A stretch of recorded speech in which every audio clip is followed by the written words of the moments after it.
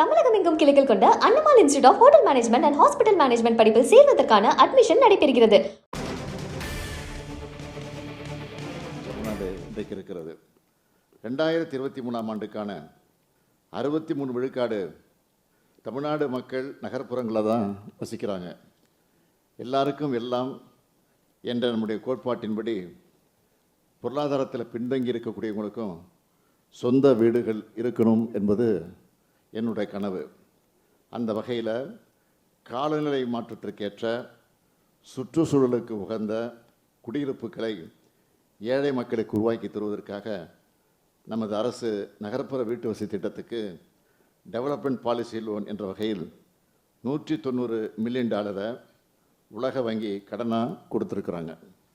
மொத்தம் $1.12 பில்லியன் அளவுக்கு உலக வங்கியோட கடனுதவியில் தமிழ்நாடு நகர்ப்புற புதுவாழ்வு திட்டம், ஒன்றிய அரசினுடைய விருதை பெற்ற தமிழ்நாடு நவீன பாசன வேளாண்மை திட்டம், தமிழ்நாடு வீட்டு வசதி மற்றும் உறவிட மேம்பாட்டு திட்டம், மாற்றுத்திறனாளி தொழிலாளர்களுக்கு ஒருங்கிணைப்பு தடையற்ற சூழல் மற்றும் வாய்ப்புகள் வழங்குகிற உரிமைகள் திட்டம், அணைகளை புனரமைத்தல் மற்றும் மேம்படுத்தல் திட்டத்தின் 2வது கட்டம், தமிழ்நாடு காலநிலை நெகிழ்வு நகர்ப்புற வளர்ச்சி திட்டம், சென்னை நகர கூட்டாண்மை நீடித்து நிலைக்கத்தக்க நகர்ப்புற சேவைகள் திட்டத்தின் முதற்கட்டம்னு 7 திட்டங்கள் தமிழ்நாட்டில் நடைமுறையில் இருக்குது.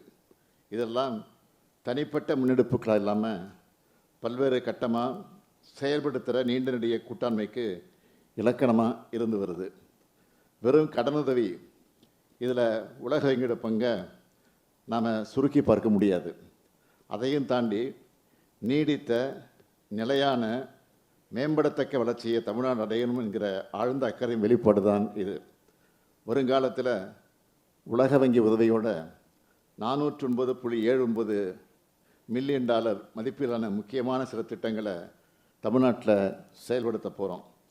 முதலாவதாக விசேஃப் எனும் தமிழ்நாடு மகளிர் வேலைவாய்ப்பு மற்றும் பாதுகாப்பு திட்டம். கடந்த ஆண்டு ஜூன் மாதம் மாண்புமிகு துணை முதலமைச்சர் அவர்களால் இந்த திட்டம் தொடங்கி வைக்கப்பட்டுச்சு. $1 டிரில்லியன் பொருளாதார தடையும்னா அது பெண்களோட பங்களிப்பு இல்லாமல் முடியவே முடியாது. தமிழ்நாட்டு பொருளாதாரத்தின் முதுகெலும்பே பெண்கள் தான். விவசாயம் அல்லாத வளர்ந்து வரும் துறைகளில் பெண் பணியாளர்களோட எண்ணிக்கையை அதிகரிக்கிற நோக்கத்தோடு அடுத்த 5 ஆண்டுகளில் $1185 கோடி மதிப்பீட்டில் உலக வங்கி உதவியோட இந்த திட்டம் செயல்படுத்தப்படுது.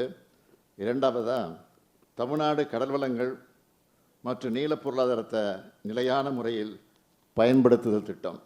3வதாக தமிழ்நாடு நகர்ப்புற புதுவாழ்வு திட்டத்தின் 2வது கட்டம்.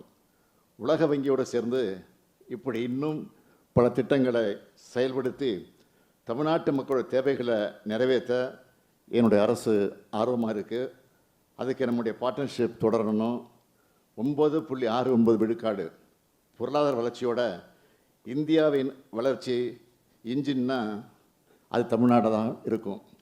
இந்த ஆண்டு தமிழ்நாட்டோட ஜிஎஸ்டிபி 38,56,000 கோடி ரூபாயாக இருக்குன்னு மதிப்பிடப்பட்டிருக்கு. 2030 $1 டிரில்லியன் பொருளாதாரம்னு ஒரு பெரிய இலக்கோட தமிழ்நாடு பயணிக்கிறது என்பது உங்களுக்கெல்லாம் தெரிந்திருக்கும். அந்த இலக்கு அடைகிறதுல உலக வங்கியுடன நம்ம உறவு வெறும் கடனுதவி சார்ந்தது மட்டுமல்ல, டெக்னாலஜி பாலிசி மேக்கிங் மற்றும் நாலேஜ் சார்ந்த ஒரு பார்ட்னர்ஷிப்பாக தான் இதை நான் பார்க்குறேன். குறிப்பாக காலநிலை மாற்றம் சார்ந்த நடவடிக்கைகள், எஸ்டிஜி இலக்குகள், மகளிருக்கான அதிகாரம் வழங்குதல் ஆகிய இலக்குகளை எட்டுறதில் உலக வங்கியோட உதவி இன்றியமையாதது. நம்ம டார்கெட் ரீச் பண்ணுறதில் இருக்கக்கூடிய சில சவால்களை நாம் யோசிக்க வேண்டும் என்று நினைக்கிறேன். குறிப்பாக வளர்ச்சி கடன்களுக்கான வட்டி விகிதம் ஆண்டுக்கு 6 முதல் 7 விழுக்காடுன்னு அதிக அளவில் இருக்குது. வர்ற காலங்களில் புதுமையான மாற்றுதலுக்குரிய கடனுதவியை வழங்கி மக்களுக்கு தேவையான சமூக பொருளாதார மேம்பாட்டு தேவைகளுக்கான முதலீடுகளுக்கு உலக வங்கி உதவும்னு எதிர்பார்க்கிறோம். நீண்ட கால இலக்குகளை எட்டுறதில் ஒரு மாடல் ஸ்டேட்டாக தமிழ்நாட்டை உருவாக்க உலக வங்கி கூட தமிழ்நாடு அரசு தொடர்ந்து இணைந்து செயல்படுவோம். நம்முடைய இந்த பயணம் புதுமை, சமூக பொருளாதார சமநிலை மற்றும் நிலையான வளர்ச்சி என்கிற இலக்கில் நிச்சயம் வெற்றியடையும்.